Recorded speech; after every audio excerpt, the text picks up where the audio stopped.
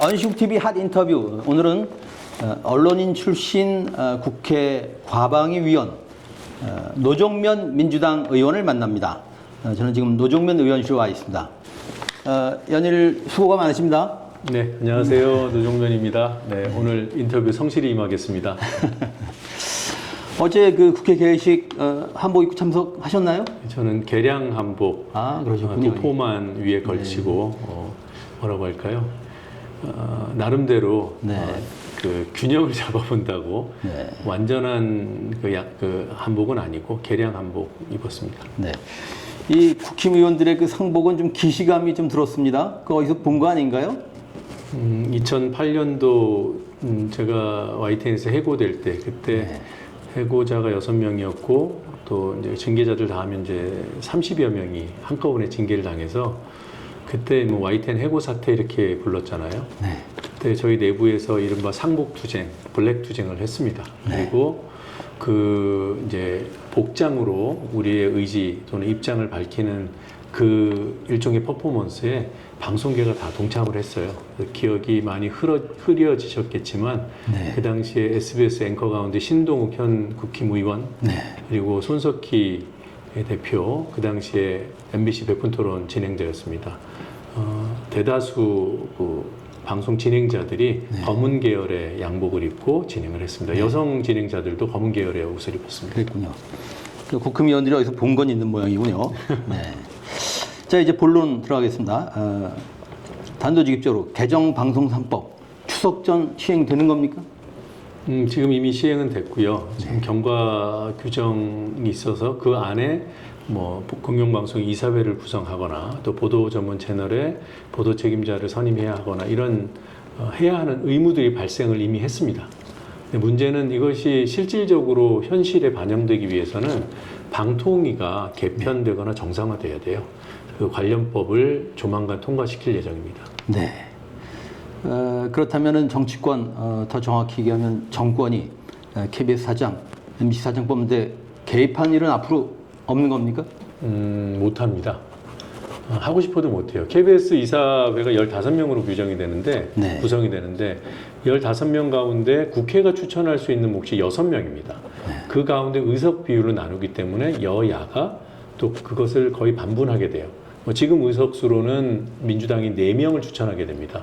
그 이외에는 오히려 KBS의 경영진 입김이 더 강할 수 있다는 시청자위원회가 2, 또 지금 여러 노조가 함께 공존하고 있는 KBS 내부 구성원들이 과반 동의로 3명을 또 뽑게 되고요.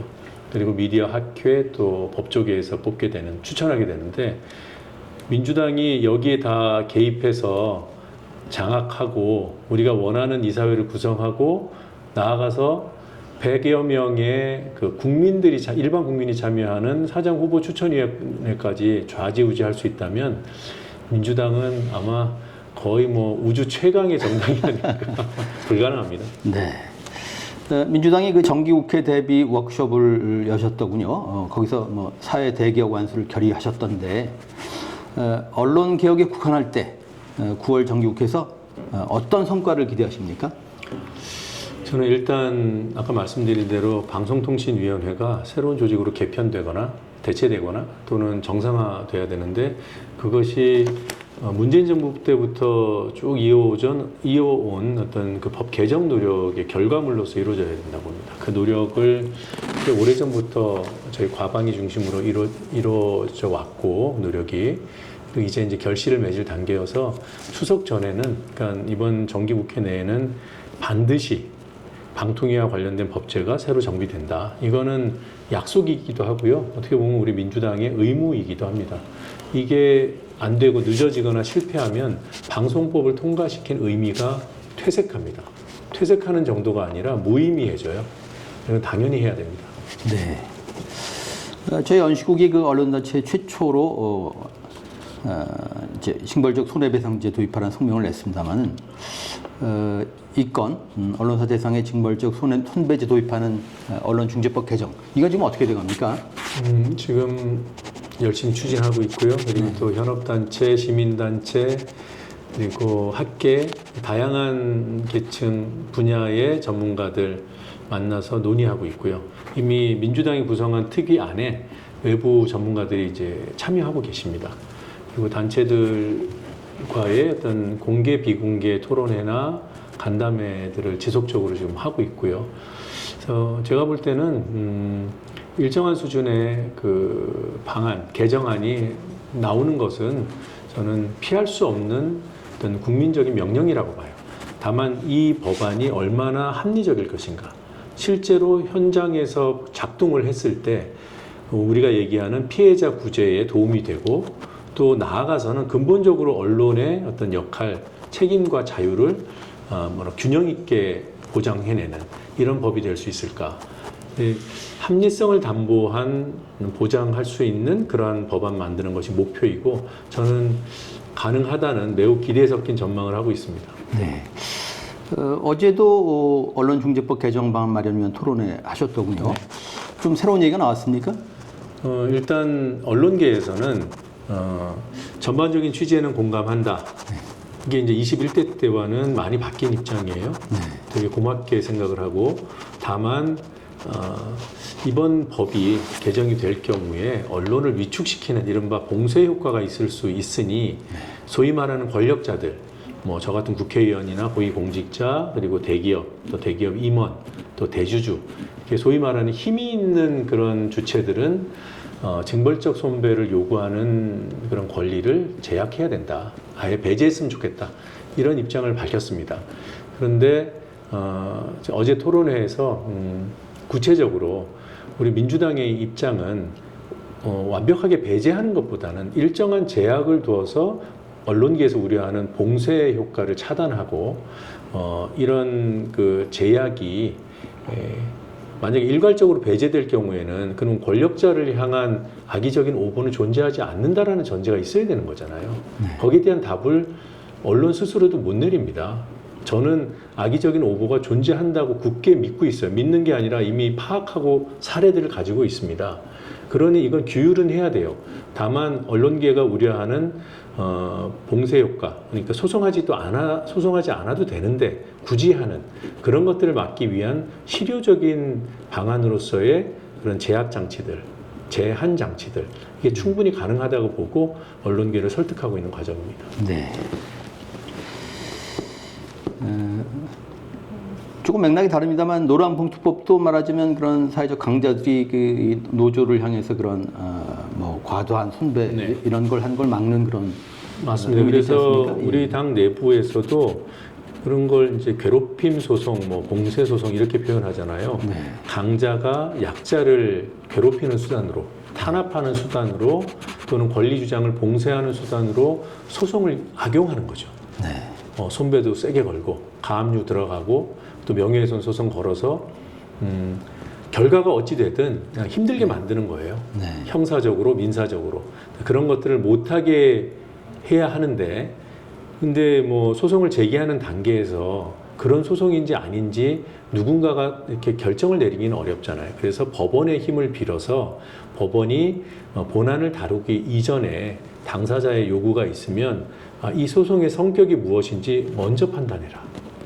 이게 어떤 뭐 침해된 법익이 사실상 없음에도 불구하고 또는 상대방이 정당한 권리를 행사했음에도 불구하고 보복하기 위해서 봉쇄하기 위해서 소송을 진행한다라는 판단을 하게 되면 이 소송을 더 이상 진행하지 마라.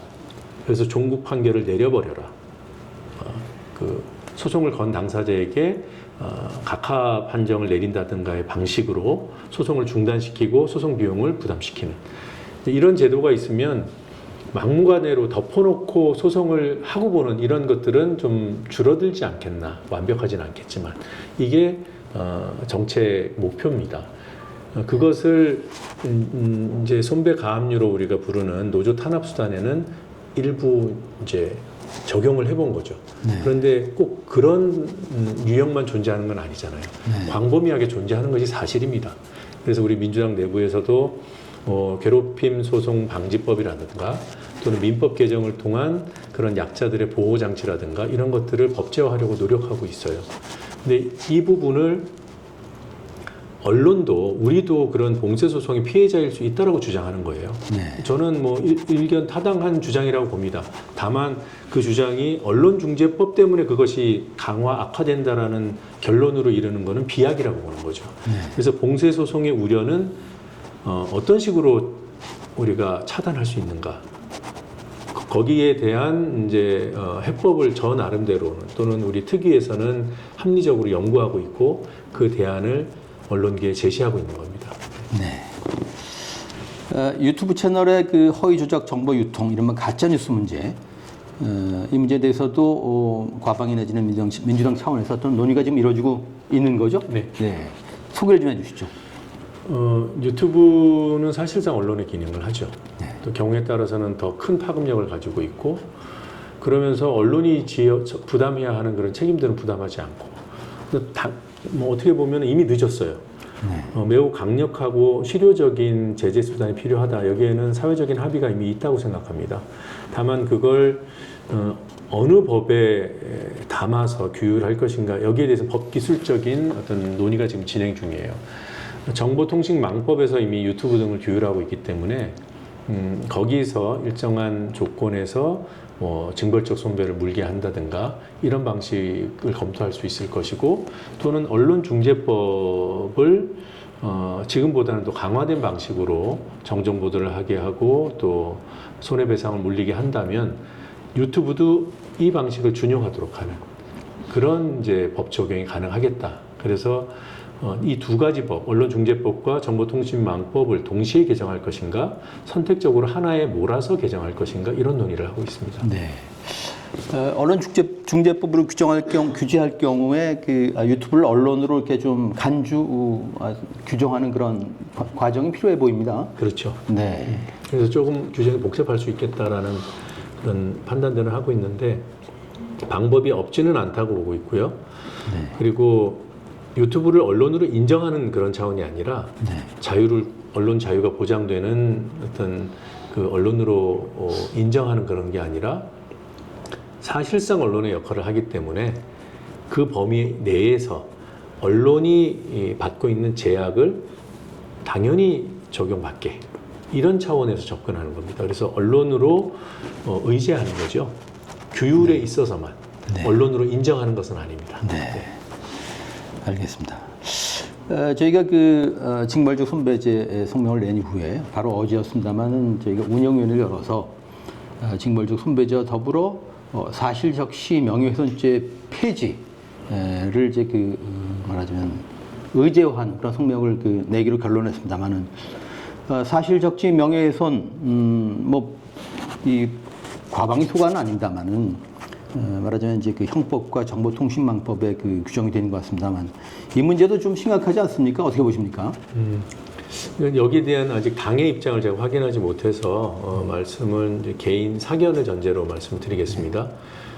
저는 사실적시 사실이라면 명예훼손죄 성립시키면 안 된다고 보고 있어요. 그건 제 소신이고요.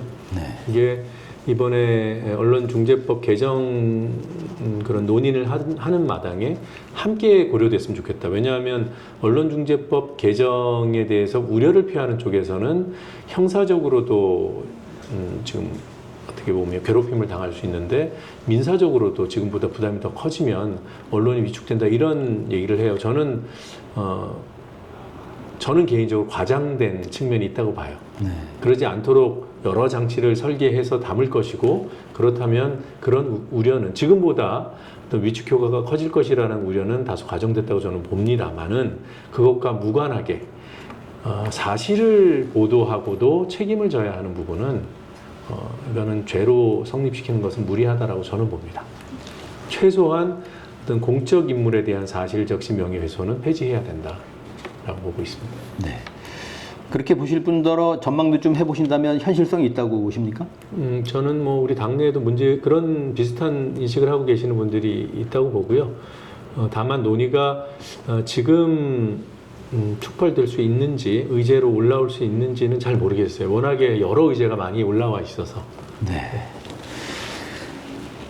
조금 전에 그 방통위 뭐 살짝 언급하셨습니다만은 방통위 개편안에 그 어떤 내용이 담길지 모르겠지만 일부에서 우려하기를 방통위가 그 정파성을 배제하고 또 이 전문성을 담보하는 그런 위원회 구성 이런 쪽으로 조금 진도가 좀 느리다고 할까 좀 하여튼 이 기대치 미치지 못하다 보니까 사실 그 방통위 개편이라는 게 이 소위 빵진숙 축출 정도만 지금 노리는 거 아니냐 뭐 이런 우려들도 하는 것 같습니다만 어떻게 보십니까?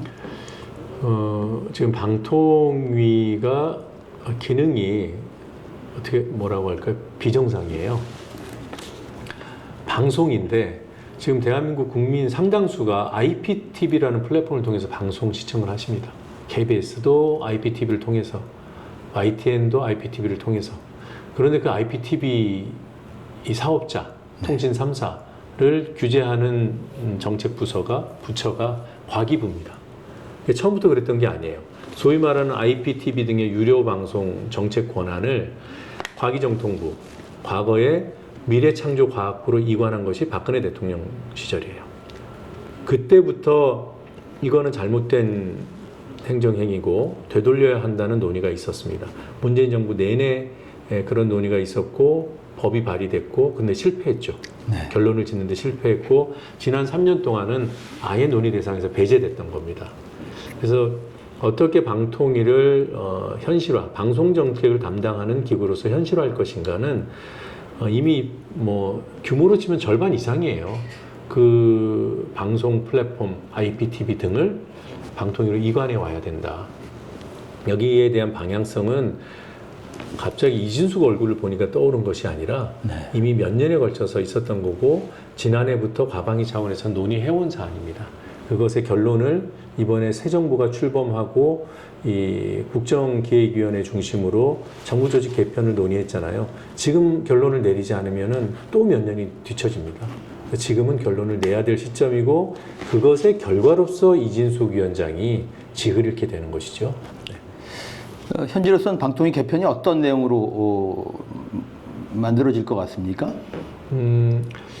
아까 말씀드린 대로 정책 기능은 유료 방송을 다시 이관받는 그런 정도로 조정이 되고요.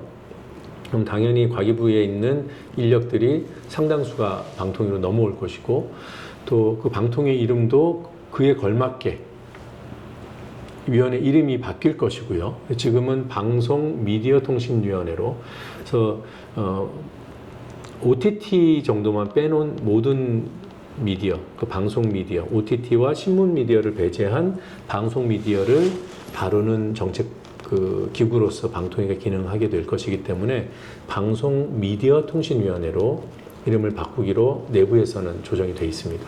그리고 이제 그 정책 기능이 커지니까 위원이 늘어납니다. 네. 근데 지금 상임위원이 5명이잖아요. 네. 상임위원을 더 늘리기에는 전체적인 정부 그 정무직 그 총량 그 어떤 그 관리 차원에서 좀 부담이 될 수 있어서 저희가 제안한 것은 총원 7으로 늘리되 상임위원은 3수로 줄이고 비상임위원을 4명을 두자. 네. 3+4 방안이 지금 민주당 내부 안입니다. 네. 그 경우에 그 민주당 입김이 좀 줄어드는 겁니까? 네, 합의제 기구잖아요. 네. 합의제 기구는 우리가 정부 내각 안에 연립 정부를 구성하면 내각 안에 일정한 장관의 그 비율을 이제 준단 말이에요. 네. 그렇다고 해서 결정 권한을 주는 건 아니잖아요. 네. 연립 정부가 그러니까 그 연정의 강도에 따라서 그 비율이 좀 다르겠죠.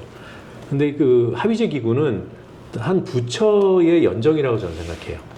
그래서 일정한 정도의 균형과 그러면서도 이게 정부기구이기 때문에 정부의 의사결정을 방해받지 않는 정도로 나아가야 된다. 그래서 그러니까, 지금까지 5명 구조일 때 늘 3대2였던 거예요.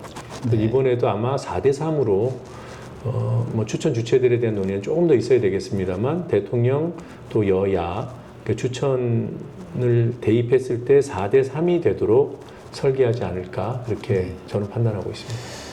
합의제 정신에 충실하다면은 말하자면 그 소위 뭐 정치적 후견제 뭐 이런 우려는 크게 안 하도 된다 그렇게 보시는 입장인가요? 정치적 후견주의라는 용어가 제가 볼 때는 너무 많이 사용되고 많은 경우 저는 잘못 쓰이고 있다고 봐요. 네.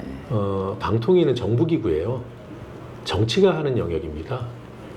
방통위 인원을 늘리든 줄이든 거기에 시민사회단체에서 추천한 사람이 들어올 수 있다? 그거는 장관을 시민 추천제로 할 수 있다라는 그런 사고만큼 파격적입니다. 그게 뭐 잘못됐다 이런 차원이 아니라 파격이라는 표현이 적정한 것 같아요. 그래서 지금 KBS라는 조직도 공기관이잖아요. 네. 그래서 그 이사회를 구성하는 데에 시민사회 참여를 보장하는 것도 제가 볼 땐 상당한 파격인데 그동안의 그 제도가 부작용을 일으켰기 때문에 거기에 대한 반성을 하는 거잖아요. 근데 방통위가 그동안 뭐 정치적 후견주의에 휘둘렸다라고 할 때 어떤 사안이냐? 공영방송 장악 시도. 구체적으로는 KBS 사장 축출, 이사회 교체 이런 시도들이에요. 그거 못하게 KBS 이사회 바꿨잖아요. 추천 방식 바꿨잖아요. 거기를 안전하게 하기 위해서 정치가 부당하게 개입하지 못하게 하기 위해서 어떤 정치권의 추천 권한을 상당 부분 내려놓고 개방한 건데 여기가 똑같은 식으로 방통위도 그렇게 하자고 하는 거는 저는 이중이라고 봐요. 그리고 방통위는 정부기구예요. 직접 행정행위를 해야 되는 기구인데 여기에 시민사회에서 추천권을 행사한다는 부분 저는 아직은 좀 이르지 않나라고 생각합니다. 뭐 지난 정부 방통위원장들 겪다 보니까 그런 우려들도 하는 것 같습니다. 방심위도 문제가 많았는데 지난 정부 때 방심위는 어떻게 지금 보고 계십니까? 방심위가 일단 독립된 민간기구로 설계가 돼 있잖아요. 네. 근데 사실상의 정부 행정기구로 평가는 받고 있고 자칫 잘못하면 뭐 위원장 한 사람에 의해서 아예 뭐 아주 그 정부 행정기구 중에서도 아주 전위에 설 수 있다라는 걸 우리가 경험을 했기 때문에 그럼에도 불구하고 민간의 성격을 유지해야 된다는 그 명분에서 너무 후퇴할 수는 없겠다라는 생각. 그러면서도 유일임 사태와 같은 것은 예방해야겠다. 그런 문제의식으로 위원장만큼은 정무직으로 하자. 그래서 국회 통제를 받도록 하자. 그래서 위원장은 정무직화하고 그리고 국회의 인사청문을 거치도록 또 탄핵의 대상이 될 수 있도록 그 정도로 지금 고민하고 있습니다. 네, 거의 성안 단계입니까? 네. 알겠습니다. 문제 이진숙 방통위원장, 뭐 감사원이 뭐 정치적 의무, 중립 의무를 위반했다고 판단도 했습니다만은 어떻게 되는 겁니까? 거취가?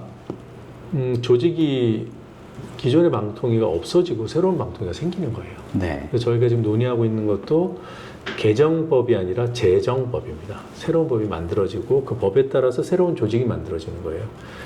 뭐 현실적으로 보면은 방통위가 있는데 이렇게 개편되는 것으로 보이죠. 근데 성격은 법적으로 근거가 없어지고 새로운 근거가 생기는 거예요. 네.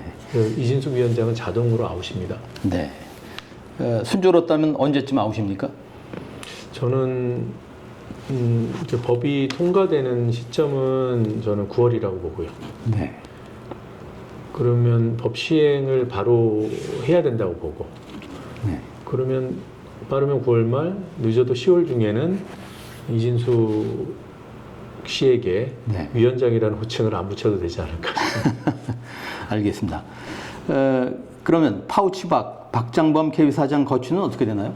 조금 더 버티려고 할 거라고 봅니다. 왜냐하면 방통위가 정상화돼서 지금의 방통위가 이제 방송미디어통신위원회로 개편돼서 방송법 개정에 따른 규칙을 만들어야 돼요. 그리고 그 규칙을 만들면서 방통위의 사무처가 각 방송사에 이러이러한 이제 어떤 일정의 진행을 요청하고 또 관리 감독할 겁니다.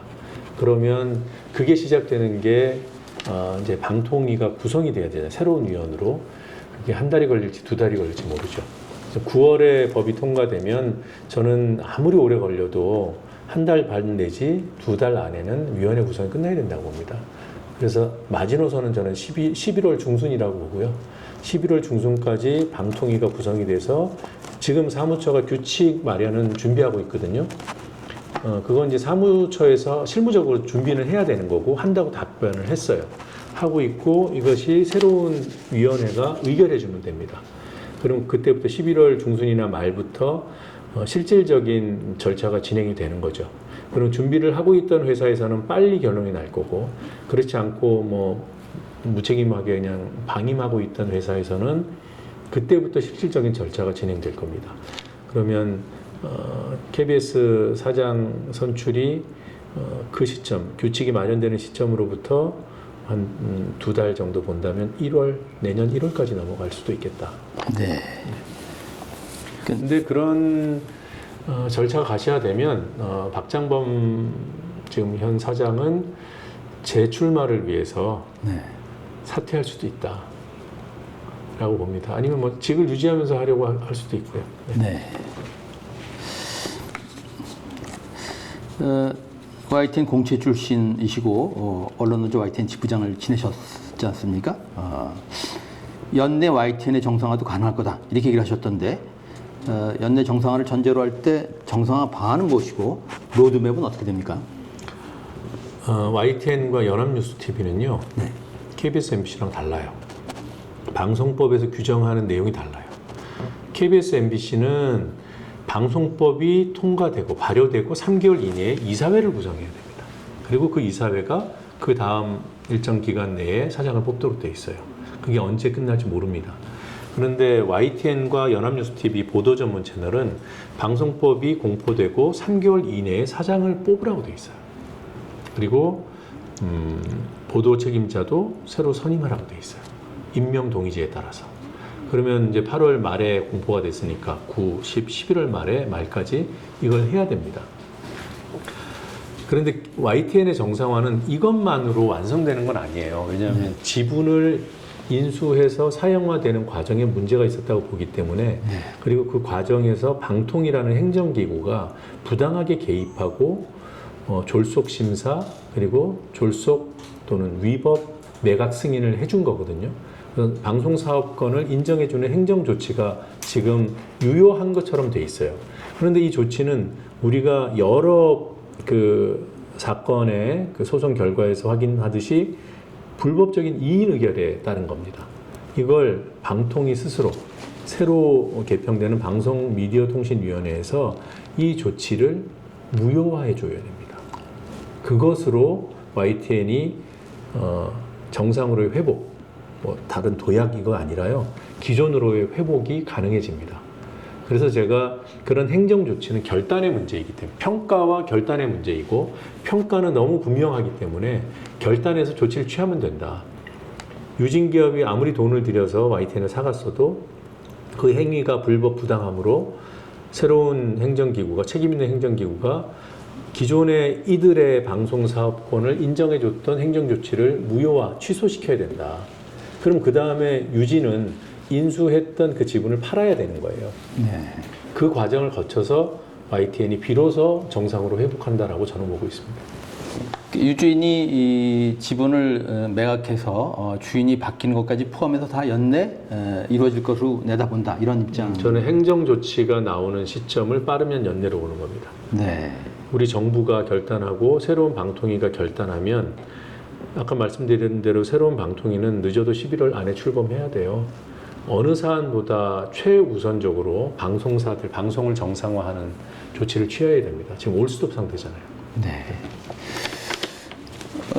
노현님도 그런 생각하실지 모르지만 요즘 YTN과 연합TV 뉴스를 보면은 그 패널들을 기계적 균형을 취하다 보니까 여전히 이 말하자면 말이 안 되는 이사들 나와서 방송을 하고 그런 프로그램을 보게 됩니다. 네. 그런 문제들 다 이제 해소가 되겠죠, 장차. 그런 문제들은 구성원들에게 맡겨지는 거죠. 네. 그런 보도국장, 그러니까 보도 책임자를 구성원들이 뽑게 하잖아요. 구성원들이 동의해줘야만 사장의 임명권이 살아나는 거잖아요. 그거는 구성원들의 책임이 그만큼 강해진다는 겁니다. 근데 환경이 바뀌면 구성원들도 변화가 있을 거다 이렇게 보시는 건가요? 당연히 그렇게 돼야죠. 네. 구성원들이 그런 의지를 갖고 있다고 저는 봅니다. 그리고 평가는 냉정할 것이고 그 평가의 주체는 저 같은 정치인이 아니라 국민이다. 국민께서 시청자께서 YTN, 연합TV 뉴스, 연합뉴스TV, KBS, MBC 등의 보도를 보면서 바뀐 제도 덕분에 보도가 좋아졌다, 나아졌다 이렇게 평가하시기를 정말 바라고 있습니다. 네. 개정방송법 통과 전에 9시간 가까이 필리버스터 하셨죠? 9시간 조금 넘게. 네. 넘었나요? 예. 지난 1년 4개월의 의정 활동에 대해서 나름대로 자평을 좀 해주신다면 뭐라고 자평하시겠습니까? 글쎄요, 뭐 나름 열심히는 한 것 같아요. 네. 22대 의원 임기 중에 꼭 이루고 싶은 게 뭔가요? 제가 그런 목표를 갖고 있지는 않은데요. 근데 원론적으로는 현실에서 실제로 작동하고 효용 가치를 평가받을 수 있는 그런 법들을 만들어내는 일, 입법 활동을 하는 사람이니까 국회의원은 그런 것들을 하고 싶은데 이것만은 꼭 하고 싶다 이거보다는 제가 의정 활동을 하면서 그런 목표가 하나하나 생기는 것 같아요. 지금 단계에서는 언론중재법 개정, 그다음에 방심위의 보도심의, 보도 공정성 심의 폐지 이런 이제 목표들이 하나하나 생겨갑니다. 네. 그 이외에 지역구 활동을 하면서 알게 된 여러 가지 모순들, 법을 고치지 않고서는 해결하기 어려운 것들, 그것이 지역구에 그냥 국한되는 것이 아니라 전국적인 현상인 그런 것들을 보게 되거든요. 거기서 하나하나 입법 활동의 목표가 생기는 과정인 것 같고요. 제가 국회의원 시작하면서 이것만은 꼭 할 거야. 이런 생각은 굳이 안 했던 것 같아요. 네. 자, 마지막 질문입니다. 가정의 질문인데, 만일 이재명 정부가 언론을 통제를 쓴다, 그럼 어떻게 하실 겁니까? 가정에는 답을 안 한다는 그런 답변이 되게 유형화되어 있는데요. 네. 통제하려고 했으면은 방송법 개정 못했을 거예요. 제일 강한 가장 영향력이 큰 매체가 아무리 뭐니 해도 아직도 KBS, MBC입니다. 다른 훌륭한 매체들이 있고 영향력 큰 매체들이 있지만 KBS, MBC를 둘러싸고 늘 정권이 바뀔 때마다 분란이 일어나는 것은 저는 그렇죠. 그 때문이라고 봐요. 거기 사장을 자기 사람으로 가까운 사람으로 세우는 것이 출발이거든요. 그거는 무수히 봐왔잖아요. 수십 년 동안. 그걸 안 하겠다고 한 첫 정권입니다. 저는 통제하려고 안 한다고 봅니다. 네. 언시국 TV 핫 인터뷰. 오늘은 언론인 출신 노정면 의원을 만났습니다. 고맙습니다. 감사합니다.